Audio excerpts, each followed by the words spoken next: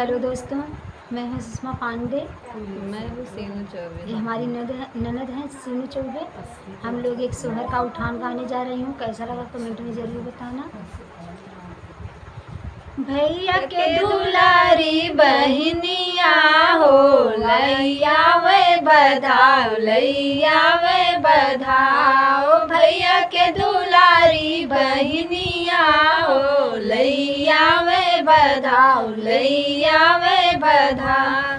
भौजी के छावै झखरवा हो, लैया वे बधाओ, लैया वे बधाओ।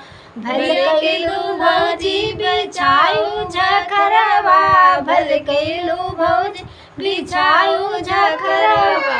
भैया जे रखे हरवा हो, देवे बिनवाय, देवे बिनवाय। भौजी भैया जे रखे हरवा हो, देवे बिनवाय, देवे बिनवाय। भैया के दुलारी बहनिया हो, लैया वे बधाओ, लैया वे बधाओ। भौजी ललकार कुकुरवा हो, लैया वे बधाओ, लैया वे बधाओ। भौजी ललकार कुकुरवा हो, लैया वे बधाओ, लैया वे बधाओ। भल कैलू भौजी ललकारू कुकुरवा, भल कैलू भौजी ललकारू कुकुरवा। भैया के रखल परगरवा हो, देबै मरवाई, देबै मरवाई। भैया के रखल परगरवा हो, देबै मरवाई, देबै मरवाई।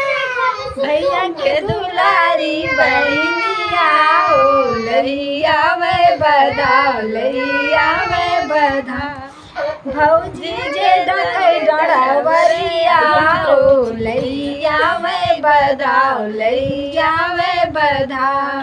भौजी जे डकै डरवरिया हो, लैया वे बधाओ, लैया वे बधाओ। भल कैलू भौजी डकैलू डरवरिया, भल कैलू भौजी डकैलू डरवरिया। हमके त चाही भतीजवा हो, लैया वे बधाओ, लैया वे बधाओ। हमके त चाही भतीजवा हो, लैया वे बधाओ, लैया वे बधाओ। भैया के दुलारी बहनिया हो, लैया वे बधाओ, लैया वे बधाओ।